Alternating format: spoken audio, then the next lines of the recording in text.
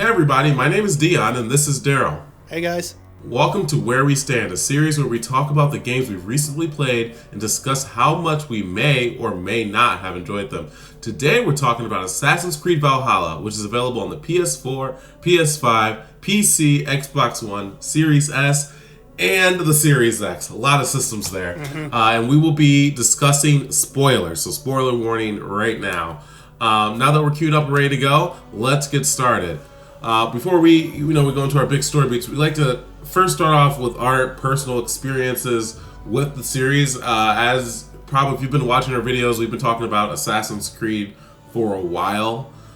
And we've hit Origins, we've hit Odyssey, basically the new triple threat here, and then Valhalla. So if you want to see our beats on how we got into the series and our experience with the series, we recommend you read or watch our Assassin's Creed Origins story, which will have a link in the corner of the video, and we can hear our thoughts. Other than that, I think we should go ahead and start talking about story. Daryl, why don't you take us through? Sure. So I'm going to open this section of the story by briefly discussing in a slightly summary style, but not going through the full thing because we'll go into the detail of each of the bigger moments of the game in a moment. But generally, you play as Eivor, a Viking from Norway, and both she or he, they're both the same character. I'm gonna say they. Or both. Yeah, or you can be both. You can be both.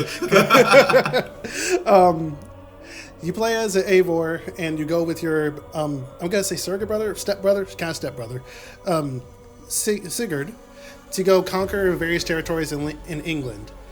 That's generally the gist of the story, but things do not go the way you think they're going to go because it's Assassin's Creed. They love to do that kind of thing. We're going to start with the beginning of the game and talk about when Eivor and Sigurd, who formed the Raven clan in England, made their way to England in the first place. Dion, how did you feel about the initial setup at the beginning, like the motivation for Sigurd and Eivor just saying, yep, we're going for it, we're just going to go and conquer England? Because if I remember correctly, there was a disagreement between Sigurd's father and him, because his father, the honor is a very big thing among Vikings, and his father essentially bent the knee and said, no, we're going to be peaceful and make peace with the tribes and people around us.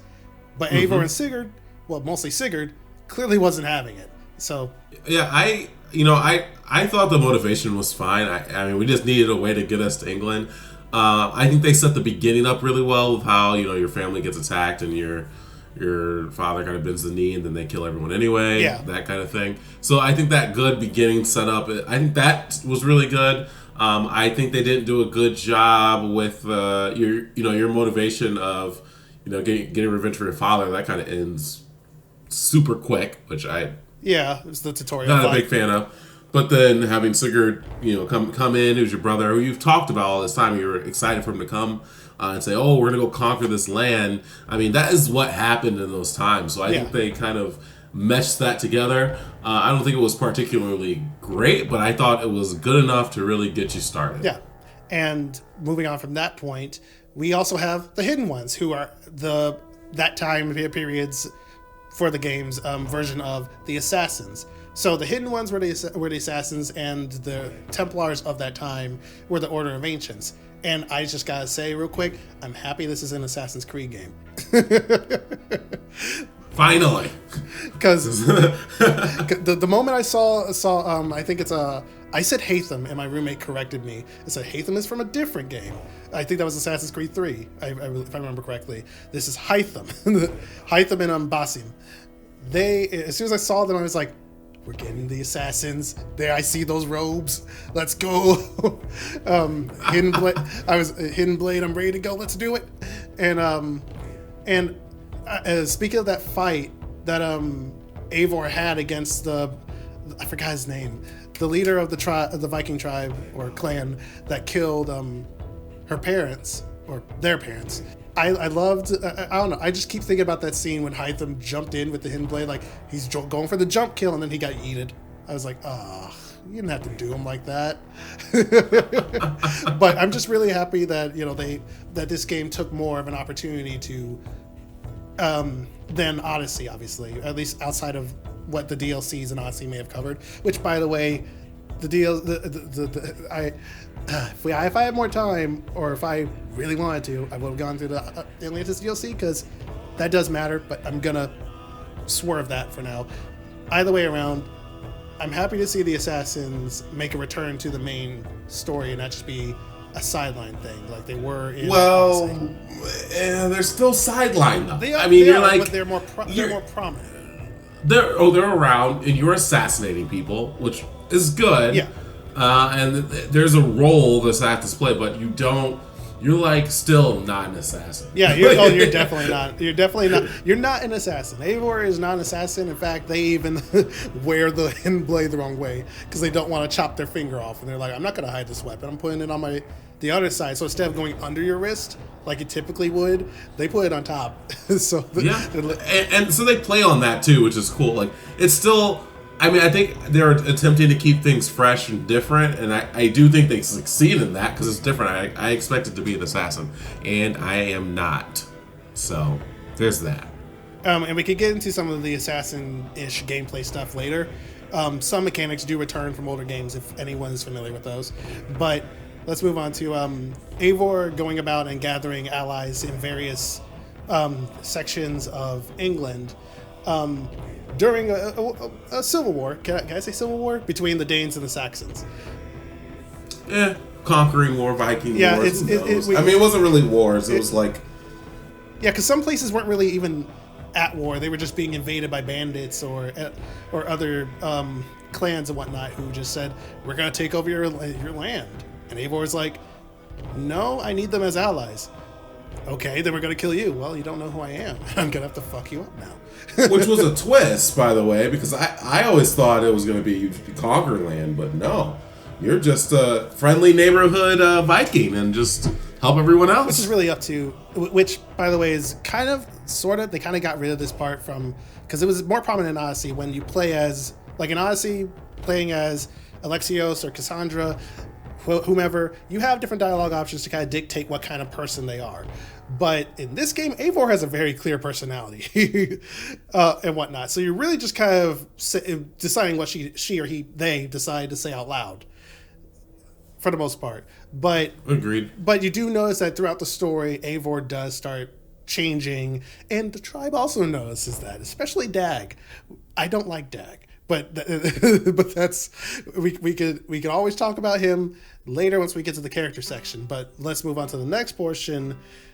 Well, we should hit on some of these stories though. These before you hit some of the main points. I do want to bring up that there's this part where you're going gathering alliances. There's some good stories and there's some bad stories. And I think that's really important for people to know that. There's some you're just really going to enjoy, and there's some you're going to be like, why is this in the game? Right. That's I'm glad you brought that up. This, unlike Odyssey, and I don't mean to cut you off, but unlike Odyssey, where Odyssey's story was very streamlined, you have technically you have one overarching goal here, but in Odyssey it's like you have one overarching goal throughout the whole story, and everything you did was kind of connected to that. This game has an overarching goal, but the way it portrays it is in like sectioned off chapters of a story. So I can only say like Odyssey would be like a movie versus Valhalla, which is like a Netflix series that you're binging each episode at a time. Some of them you're not going to like. Episodic too. Yeah. An episodic Netflix show, not even one with a continuous story. And even that's a very important part to know. Yes, it's very episodic with the exception of some arcs that make a return.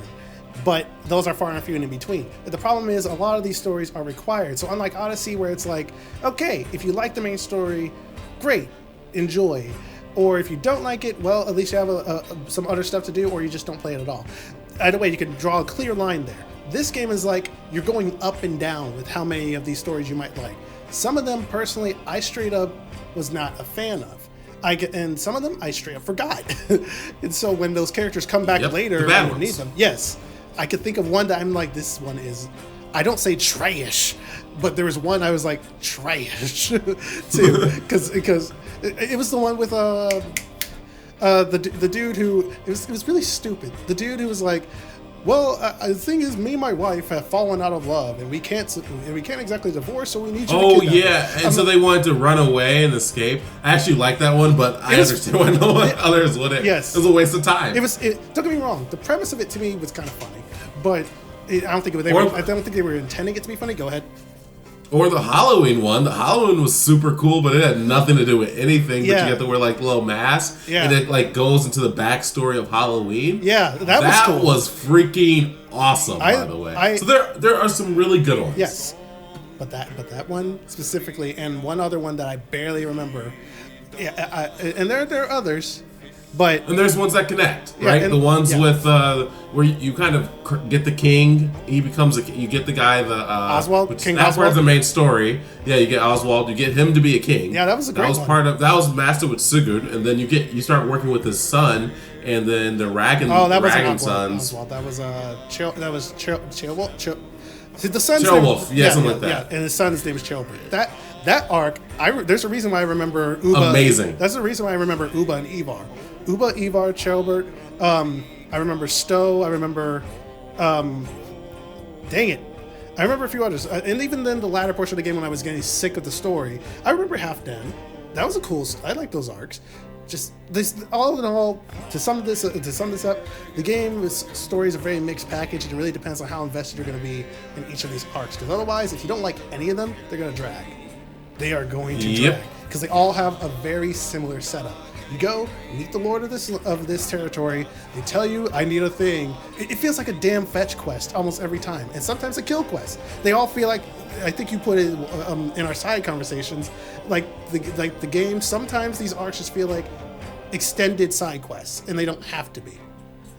Yeah, and if they would have made a few of them optional, I think the game would have been stronger for it. By making them all required, and they kind of disjoint your story, if you're really looking just for that main give and take, you're getting these side stories that you're like, oh, well, this is a waste of time.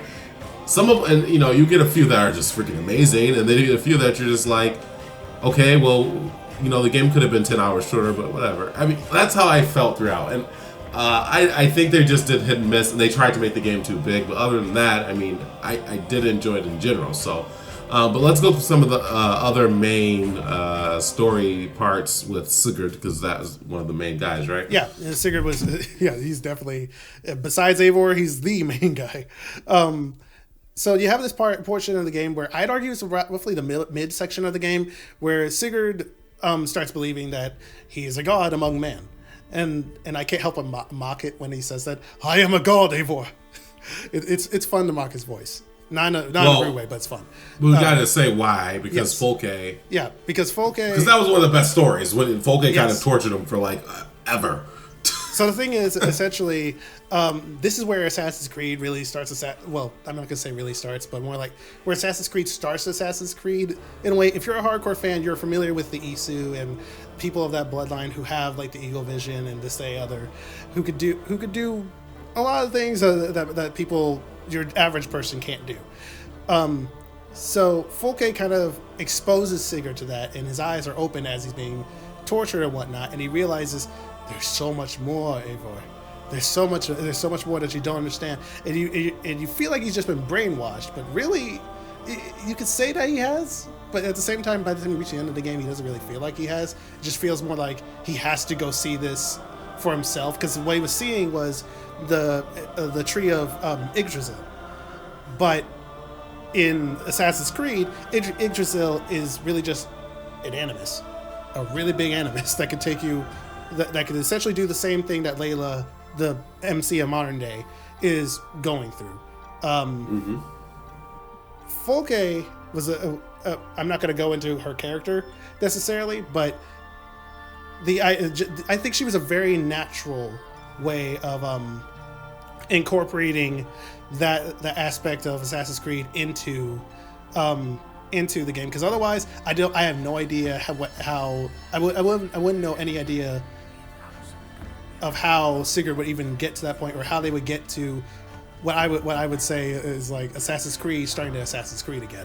Because typically, I know Odyssey didn't do it, I don't think, but typically, at least in my experience, towards the end of an Assassin's Creed game, or at least after the halfway point, you start noticing a link between, okay, now I see how this starts relating to the main story.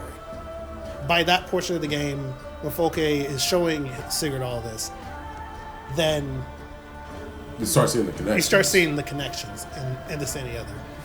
Yep, I agree with that. I mean, that's really when you start seeing it a small bit, right? It's just very small hints, and really into the end until they just go freaking crazy with it. But okay. And then after that, shortly after that, actually not even shortly. I hate saying shortly because really between that portion and this portion where I'm saying that Eivor and Sigurd go back to Norway, there's at least 20 hours of side main required stories between those portions of the game. By the time they go back to Norway, you're about to finish it. Yeah, your last 2 hours. So really, it's not even shortly. It's like like just let me do this because you. Well, yeah, but you end up going. Yeah, right. It's not even short. It's super long, and then so then we end up going to Norway, right? Because he pulls us there. Which, by the way, I think is cool that they you go away from Norway, then you kind of come back into the frozen wasteland. I was happy to be gone from it, and I was happy to come back. So that's good at least.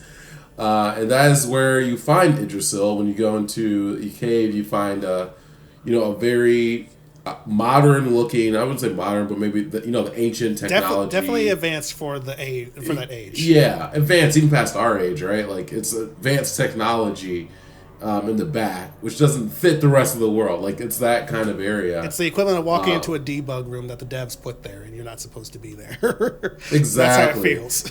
And then you get stabbed, and you go and then you can see the animus, and he takes you in, which you're scared of because it's like this freaking needle, huge needle, by the way. Yep. But anyway, latches onto your back and jacks into your neck, Matrix style, and then lifts you up into the air, and you're just suspended in the animus, and you're going through Eivor's version of Valhalla, which I won't lie, was a really clever way to incorporate that.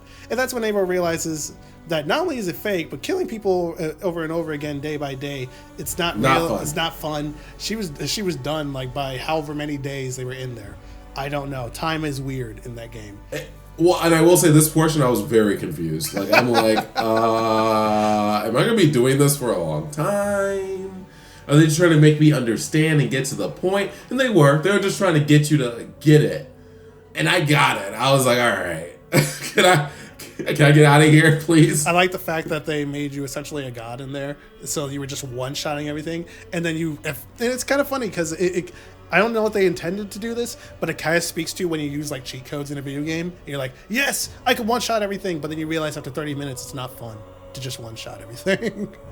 Not fun, I can tell you. I did not enjoy being into the world of the dead. Yes. Now, real quick, we are skipping over like major, I won't even say major, but like just big portions of the game. Like it's a long game, 53 hours if you're moving at a relatively quick or so pace. Well, not quick. And by that he means you're moving at the Daryl pace. If you're moving at my pace, you're at 60, maybe even 70 hours. So I'm not gonna lie though, I had to look some stuff up for help because this game likes to do the whole.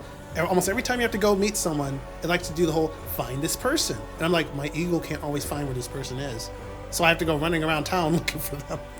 Well, there's settings. You could have just changed your exploration settings. I could have, but I tried that, and for a moment I'm like I could, but then I was being stubborn. But then I reached the end of the game where they tried to get me to do that for like 10 more hours, and I was just done.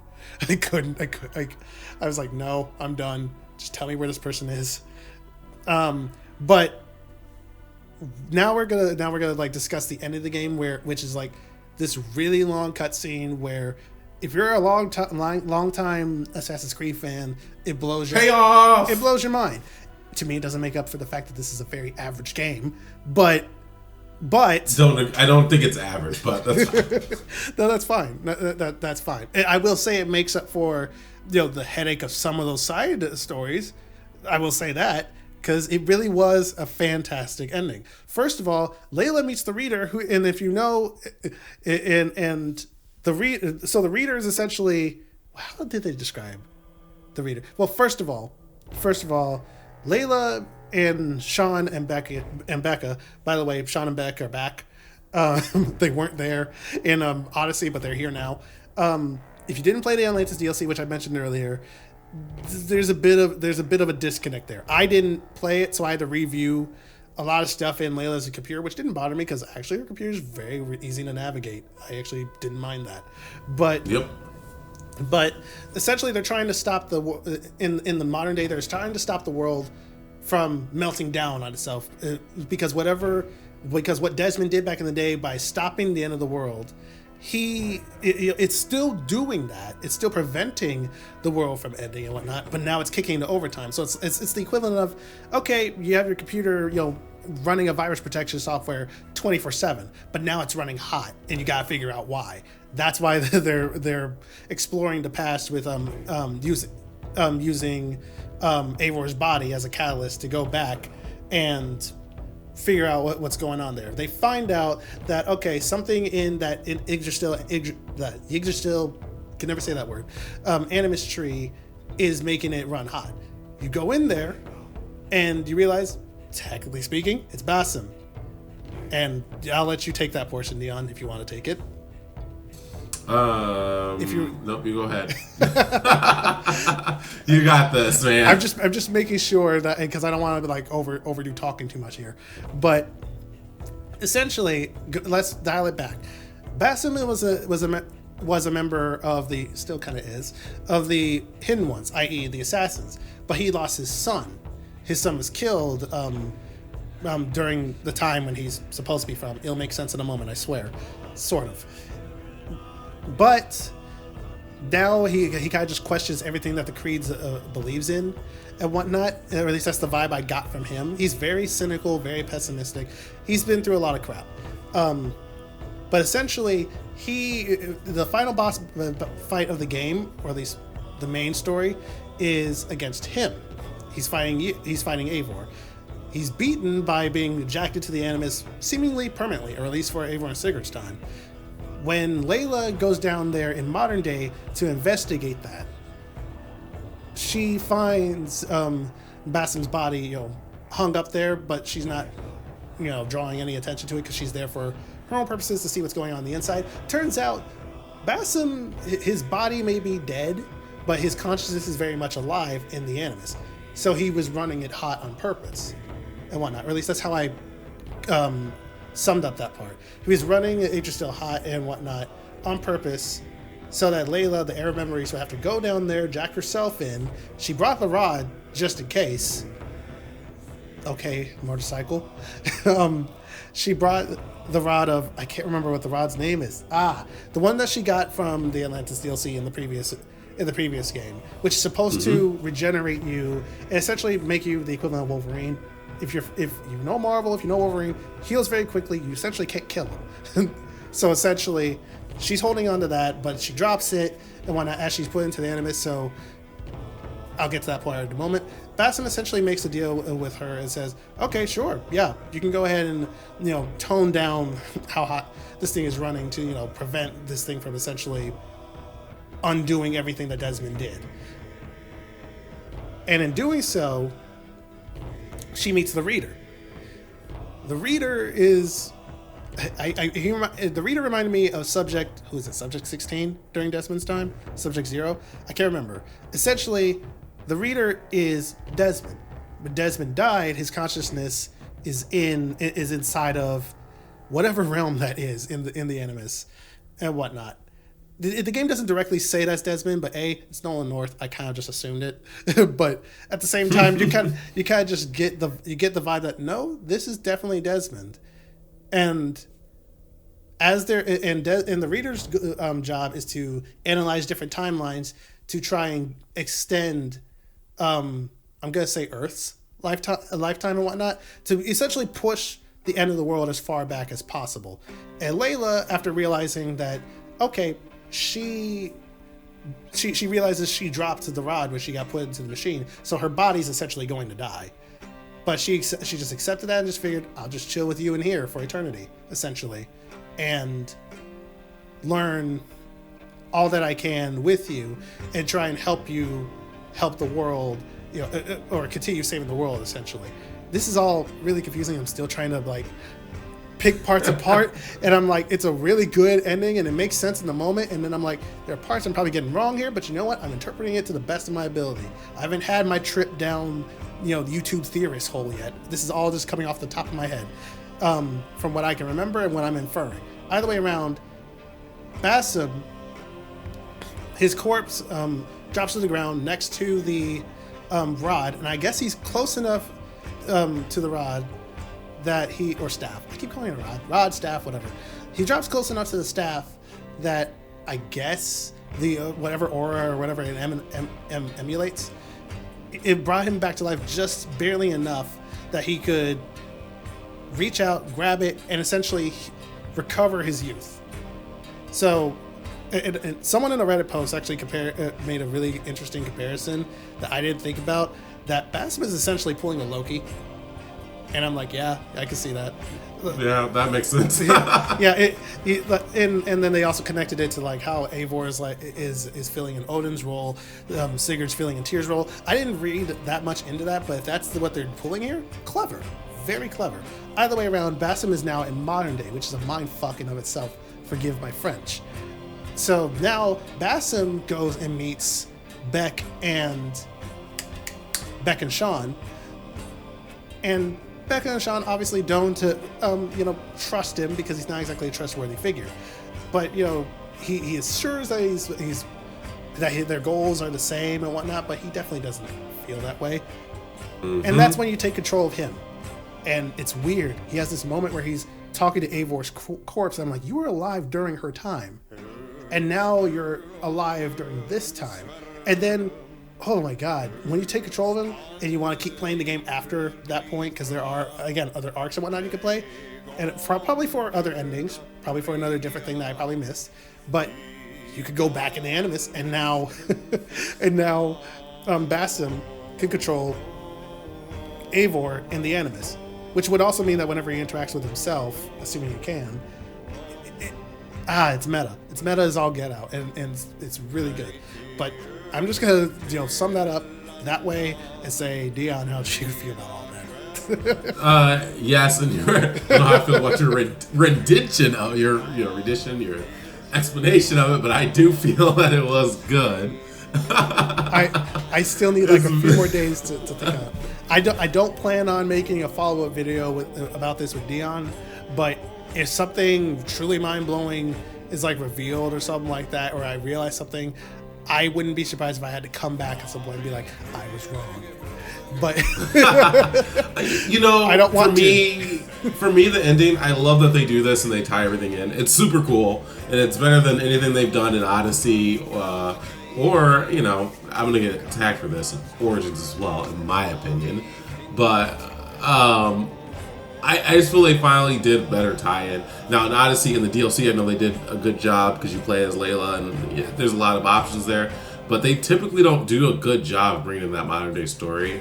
And I really like how they did that then. Now, my critique of this is they really need to consider for these Assassin's Creed games to start using that modern day story. Yes, they need to do that again. We need to push forward faster. There's not enough that goes on for the main story in these games that you can care about those characters. Like, I still don't care about Sean. Yeah.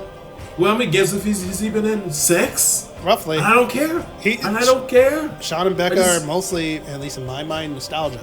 Like, remember these guys? Yeah, I remember them, and I also remember the 36 models every time you changed them in their appearance.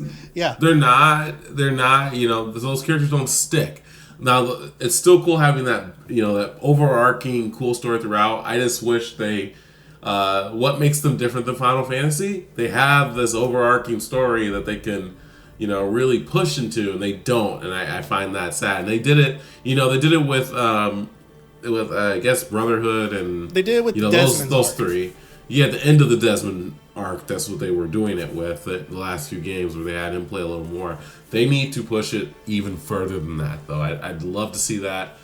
That's what people like, and I'd like to see that more. Are you sure? Because I thought the reason why, well, maybe not the reason, but one of the reasons why they dialed it back was because generally the Assassin's Creed fan base was not into the modern day stuff, so they dialed that back and whatnot. probably after. Well, they almost pretty much got rid of it. Well, yeah, they got rid of it outside of the weird surrogate moments where you are kind of in, like in Black Flag, you're kind of there, but then in Unity, not really, and then in Syndicate, you might as well just. The only thing similar to modern day you really get is when you're, the beginning and the end cutscene of the game, and then Layla shows up in Origins. I just wish that. I mean, I feel like people didn't like it because that they just don't do it well. Like, they don't have the same level of care they do with the other character. Like, to me, they're at a point where they either get rid of it or or they do something with it. And I just wish they would do something with it. In my mind, and if this wasn't clear before, Layla's dead essentially now. Her consciousness isn't, but her body, it's dead. Because the Yggdrasil was down there when it was overheating. It was radiating radiation, and the reader told Layla that if she doesn't get out of here soon, within 7 seconds she's going to her body will be radiated, which for a human is not a good thing. At least not the kind of radiation that you should be taking. I'll put it that way. As weird as that sounds. So, upon realizing she dropped the staff, that's again when she just kind of accepted her fate. So now we don't have a modern day protagonist. Well, you have one in Basim. You have one in Basim, but that's the part I'm questioning at this point. I don't know what goes on or if anything else is revealed in the post game stuff, but if Basim is who we're going with now, I feel like we might just be focusing more on modern day. Or they'll milk it again for another 3 games and put the modern day in the background, and then eventually get rid of Basim and then rinse and repeat. Assassin's Creed has this formula that works. I feel like that at some point they're going to run out of time periods to visit because they're limiting themselves by not doing stuff like going into World War I or World War II or whatnot, or anything like that. They don't want to get that close to modern day. The most you had with World War I believe, was that glitch in the Animus in Syndicate, which I loved being in there. That was a surprising gift, Easter egg. I don't know. It was fun. I liked it. But anyway, Basim being a main protagonist will be very interesting, actually, especially since you still can't read his motives and whatnot. Yeah, so I don't know what they're gonna do. But they're gonna do something with it. They obviously set it up. It just feels huge cliffhanger. Yeah. So we just know that Layla's arc is done, and I will say this much: I actually liked her wrap up better than Desmond's. I think we'll get. Well, I think they did Desmond some justice here because now we see that he's the reader. We didn't have that. He just died. Which in the end he sacrificed himself, which they explained. They explained it all in this game, which was great. So they kind of wrapped up Desmond and Layla. They fixed that retroactively. They did good with that. Yeah, so that's what I'm saying. They did it great with wrapping it all up. And I don't know where they're going to go now. I feel since, when Desmond died, we got an evolution of Assassin's Creed to this RPG element. So does that mean now that Layla's dead, are we getting a new evolution in gameplay as well? And I'm very interested in that piece of it. They're gonna pull a Resident Evil. Resident Evil used to be fixed camera, mostly survival horror, or mostly horror like franchise. Then they went to over the shoulder, third person, very actiony. Now they're in first person. So the only logical step for Assassin's Creed is to go first person. I know. I hope not. We're gonna end that there. We can't talk about Dying Light style. Let's go. Characters. Let's talk sweetly. I think we've talked about Ivor, Sigurd, Basim. I think we've talked about them enough. Yeah. Hytham. I'm surprised you put him on this list. I put him on the list because I just.